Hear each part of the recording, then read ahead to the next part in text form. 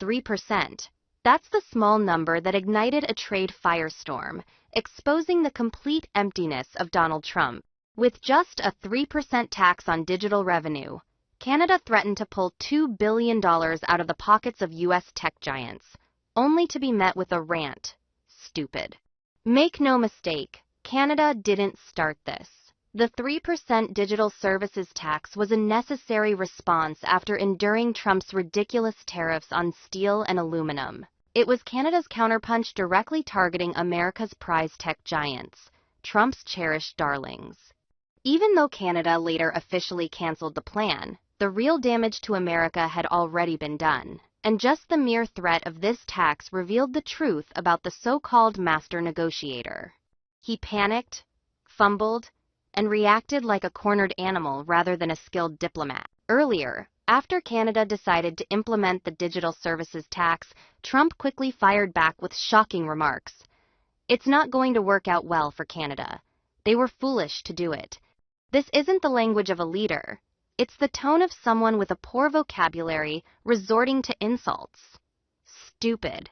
That's Trump's reflex when the other side doesn't kneel. He blamed Canada for daring to implement the digital services tax, a legitimate self-defense move, all while ignoring the fact that he was the one who lit the match in this trade war. Trump swung his tariff stick at steel, aluminum, and a whole range of Canadian products, spreading chaos.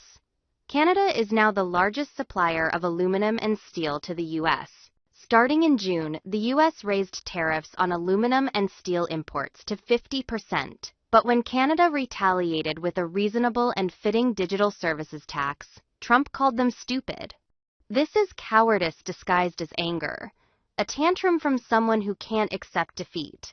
Meanwhile, Trump's rage and the anger of his capitalist buddies were predictable. Scott Bessent, U.S. Treasury Secretary, don't like the taxes, and obviously we think it's patently unfair to do it retroact. The digital services tax targets the one thing they actually care about, profit. Let's call it what it is. This 3% tax isn't a punishment. It's an overdue action to restore fairness. For years, giants like Google, Meta, and Amazon have been exploiting Canadian user data, raking in billions with almost no contribution to the local economy. Now, when Canada asks them to give a little back, they scream unfair. The real question isn't whether retroactive taxes are fair, but why the injustice of these corporations being tax-free for so long was tolerated in the first place. Trump turned everything into chaos. Businesses didn't know which products would be taxed next. Customers stopped spending, suppliers halted orders, and jobs were left hanging. This is exactly what happened. While Trump gleefully taps away on Truth Social, Canadian and even U.S. businesses struggle in the mess he created. If Trump is a child randomly pulling levers to see what blows up, Carney is the engineer carefully adjusting the machine. Michael Gist, an economic expert, warns, "We are going ahead even while we're negotiating was a risky move, and to the extent to which we thought maybe the U.S. was bluffing, we've learned that they're not. They thought a few threats would make Canada back down, but Canada didn't play by Trump's rules. They called out his scam." While the U.S. flaunted its power, Canada kept negotiating and making wise decisions both domestically and internationally. It was a clear statement. We won't be bullied. The U.S.'s response? More of Trump's threats making headlines. It's the familiar script of someone who can only solve problems with a hammer. America burns down its own house and then sues its neighbor for putting out the fire too slowly. This is the height of absurdity. The current president is a master of coming soon promises. Deals almost done, always in the future tense. He stands at G7 summits, shaking hands and smiling in front of cameras, making promises about deals. A few weeks later, those promises end up in the political trash bin alongside other broken ones. His words float away with the wind. Meanwhile, Carney and the Canadian government are working behind the scenes, quietly making America squirm. No tweets, no drama, just action. The Canadians didn't just survive Trump's tariff storm. They've come out stronger. That's irrefutable proof. While one side makes headlines, the other builds prosperity. One leaves with tweets, the other with results. I don't think I'll need to. Donald Trump's cold statement when asked about extending tariffs on allies. A seemingly trivial remark, but it exposes his lethal arrogance, serving as the catalyst for pushing America's closest ally, Canada, out of Washington's embrace. Ironically, the America First policy seems to have ended with the U.S. losing on its own turf, as Canada's oil quietly flows toward their strategic rival, China. In a recent interview, when asked about extending the 9th of July tariff deadline, Trump casually responded to Maria Bartiromo of Fox News, "I don't think I'll need to." Like an emperor granting a favor, he added, "I could. No big deal." In just a few words, the essence of the America First foreign policy was laid bare. A mix of unpredictable threats and blatant disregard for allies. Trump likely believed this was Heil negotiation, a tactic to force other nations to bend, but things didn't unfold as he expected. The U.S.-C relationship, built on decades of trust and shared interests, became the first casualty of Trump's doctrine. Instead of nurturing the alliance, Trump treated Canada as a challenger to be corrected. His talk of making Canada the 51st state and imposing sky-high tariffs pushed the northern neighbor to seek an escape route, and that route was made of steel, stretching thousands of miles to the Pacific coast. Pressed into a corner, Canada responded. The controversial Trans Mountain Pipeline expansion, once just an infrastructure project, became a national strategy. The goal of TMX was clear and unapologetic: to transport crude oil from Alberta to the Pacific coast, providing Canadian producers with direct access to Asian markets. In other words, TMX was a means to break free from the almost total dependence on the U.S. market, a dependence that became a burden and a national security risk under Trump. When it was complete, the first to show interest wasn't just anyone. It was China, America's #1 strategic rival. Reports from Reuters in the Institute for Energy Research, IER, confirmed an undeniable truth. China quickly became the top buyer of Canadian oil, surpassing the U.S. for crude flowing through the Trans Mountain Pipeline. The expanded pipeline began operations in May 2024, with its capacity tripling to 890,000 barrels per day, equivalent to the Keystone XL pipeline. Previously, the U.S. Midwest was the primary market for Canadian oil, importing 90%, or around 4 million barrels per day, via north-south pipelines from Alberta's oil production heartland. Now, China had ramped up its oil transport through Trans Mountain to an average of 207,000 barrels per day. Since the pipeline expansion, Canada's oil exports to countries outside the U.S. surged nearly 60%, reaching a record 183,000 barrels per day in 2024. This is the ultimate irony. A geopolitical farce so absurd it's hard to believe. While Trump loudly proclaims on social media about being tough on China and imposing tariffs to contain Beijing, his own policies have handed China a priceless strategic gift. With its insatiable demand for energy to fuel its economy, China found a stable, secure source from a G7 nation, with a border stretching to its rival. They didn't need complex diplomacy or economic pressure. They just waited for Trump's short-sightedness to do the job for them. What makes this failure even more bitter is the reality behind Trump's rhetoric. He constantly boasted about making America energy independent. But as the CEO of Cenis Energy, one of Canada's largest oil producers, bluntly told Reuters, the U.S. remains heavily reliant on Canadian oil. U.S. refineries, especially in the Midwest, are specifically designed to process Canada's heavy crude. They can't easily transition to other sources. In short, this tragic comedy, Trump successfully pushed away an ally, forcing Canada to hand over its strategic oil reserves to China, while the U.S. still bitterly depends on it. This isn't negotiation. It's a geopolitical self-inflicted wound, a move that didn't make America great, but instead isolated it and inadvertently strengthened the very enemy he sought to defeat. Trump's "I don't think I'll need to" now sounds like a self-fulfilling prophecy. He didn't need to extend the deadline because his actions pushed allies to seek deals elsewhere, to find new partners and new futures, where America is no longer the center. In the end, the cost isn't just the lost barrels of oil. It's the diminished credibility, the loss of a strategic ally, and an indefensible failure on America's own doorstep. Over $700 billion in global trade value is quietly shifting away from the United States and flowing into Canada. While Washington is preoccupied with tariffs, Canada, the quiet neighbor, has suddenly been pulling the economic lifeblood out of the U.S. through key industries like mining, electrification, and logistics. This geopolitical shift isn't an unexpected incident. It's the inevitable result of a prolonged erosion of trust. Historically, the U.S. position was built on the stability of the dollar, military power, and most importantly, the predictability of its policies.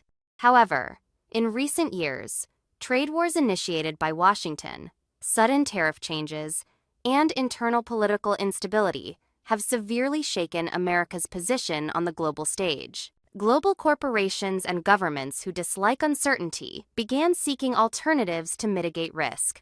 A warning from Seattle Port Commissioner Ryan Culkins about the 40% drop in ship and container traffic wasn't just about tariffs. It's a sign that shipping companies are proactively searching for safer and more stable trade routes. In this gap, Canada has acted. Instead of making loud speeches, Ottawa has focused on tangible actions, building modern infrastructure, securing long-term contracts, and maintaining a stable legal environment. Canada has positioned itself as a reliable alternative. With the message, here's the stability, efficiency, and certainty the world is looking for. Canada's strategy isn't just about competition. It's a methodical attack aimed at seizing the choke points, strategic bottlenecks on which the entire 21st century economy depends. This is a takeover executed with 5 pincers, creating a closed system that neutralizes America's advantages one by one. Canada is pursuing long-term control over battery minerals. Canada isn't rushing to sell resources for short-term gain. It's positioning itself as the gatekeeper of the global EV industry. Every manufacturer from Tesla to Ford with multi-billion-dollar factories has become a hostage to this supply chain. The result? The U.S. may have lost $38 billion in potential battery manufacturing value, not due to a lack of technology or factories, but because of the risk of material shortages. According to the Peterson Institute, this is a loss of industrial sovereignty, a strategic failure that can't be measured in dollars. Controlling minerals is just the beginning. Canada is tightening the noose by turning America's energy dependence into a strategic weapon. For years, the Northeast and Midwest of the U.S. have relied on cheap hydroelectric power from Quebec and Ontario. This dependence was overlooked until Canada turned it into a weapon. As of the 10th of March, 2025, Ontario imposed a 25% surcharge on all electricity exported to the U.S. as part of initial retaliatory measures against U.S. tariffs on Canada. This surcharge will impact 1.5 million homes in Michigan, Minnesota, and New York, causing losses of up to $400,000 per day if it remains in place. Any power producer selling to the U.S. must add the 25% surcharge, which amounts to $10 per megawatt hour. This surcharge adds to the $30 billion in retaliatory tariffs already imposed. Currently, Ontario exports electricity generated throughout the province directly to Michigan, New York, and Minnesota. Ontario has 26 transmission connections with neighboring areas, 11 with Quebec, 3 with Manitoba, 1 with Minnesota, 4 with Michigan, and 7 with New York. The ripple effects from Ottawa's decision could shake things up big time for Detroit economically and socially. It's a direct hit to the competitiveness of factories across the Rust Belt. Higher production costs, slimmer profits, and jobs on the line. That's what's at stake. A single move in Ottawa could spark an economic storm across America's key industrial states. Canada's power price hike. It's not just a jab. It's a calculated double play way beyond simple retaliation. First, it's punishment. A sharp, painful counterpunch to U.S. tariff policies. But it doesn't stop there. Sources say Canada's locked in long-term energy deals with Europe and kicked off plans for a transatlantic power cable. This isn't just raising prices. It's Canada weaponizing its energy. They're signing stable, high-value contracts with Europe and planning that undersea cable to prove a point. The days of special treatment for the U.S. are over.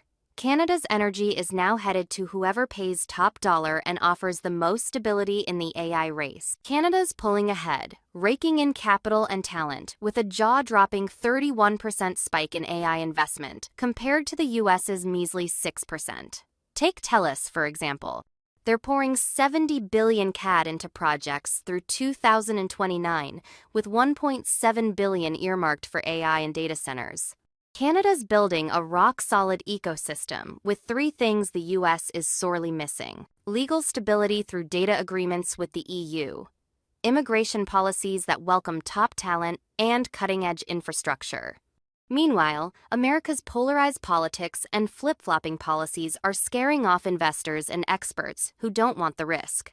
Now, let's talk logistics. The US has long leaned on its geographic edge and hubs, like Chicago's rail network. But Canada's flipping the script. In the first half of 2025, U.S. container traffic dropped 12.7%, while Canadian ports like Vancouver and Halifax surged by 26%. Big players like Maersk and CGCM are rerouting from Seattle to Canada's coasts. And here's the kicker. CPKC launched a seamless transport corridor from Mexico to Halifax, completely bypassing Chicago. It's a gut punch to America's inland transport network, faster by 5 days, cheaper and more efficient. For global corporations, the choice is obvious. Go where it's smarter and smoother. That's why $22.5 billion in port revenue and 27,000 American jobs vanished. Not because of a recession, but because a sharper competitor redrew the trade map right under our noses. These moves aren't random. They're a self-reinforcing ecosystem. Cheap energy fuels, mineral processing, AI-powered data centers optimize supply chains. Efficient logistics move resources to global markets.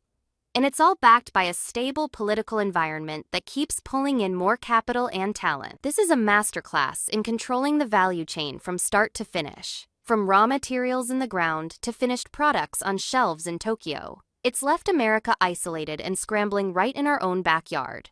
What we're seeing is two opposite trajectories. Canada's on an upward spiral, while the US is sliding downward. Canada's stability, both political and legal, is like a magnet for investment. In a chaotic world, that stability is pure gold, capitals flooding into Canada as a safe haven. The world's best engineers and researchers are flocking to cutting-edge, well-funded projects in a welcoming environment. This concentration of money and brainpower is sparking a Cambrian explosion of innovation, turning Toronto and Montreal into global hubs. On the flip side, America's caught in a negative loop. Political chaos, social division, and unpredictable trade and immigration policies are creating a risky environment. Investors are hitting pause or redirecting long-term projects to safer bets like Canada. Fewer new projects and an uncertain climate make the U.S. less appealing to global talent. Even American citizens are starting to look elsewhere for opportunities. With less capital and fewer bright minds, America's innovation engine is slowing down compared to its rivals. The U.S. isn't just losing companies. It's losing the ecosystem that creates the companies of tomorrow. Once that ecosystem takes root somewhere else, rebuilding it is nearly impossible. This is the kind of loss that cuts deepest. Not just a single battle, but the ability to compete in the wars of the next decade. Canada's proving that in today's world, stability and predictability can be as powerful as military or economic might. Greenland, home to a staggering 36.1 million tons of rare earth minerals, a colossal treasure trove that Donald Trump from the congressional podium declared the U.S. would take control of Greenland one way or the other. This wasn't just a slogan. It was the public face of a massive, seemingly clandestine plan to annex 12 million square kilometers of Canadian and Greenlandic territory, thereby transforming the United States into the planet's largest superpower. The ambition to control the Arctic has been simmering in Washington since World War II, when Nazi Germany ran rampant across Europe. The U.S., whether through foresight or simple opportunism, swiftly established military outposts and radio stations across the icy island as Denmark fell under occupation. This was no mere situational response. but the first move in a long-term strategy to dominate the shortest, most strategic sea route from Russia to America via the Arctic.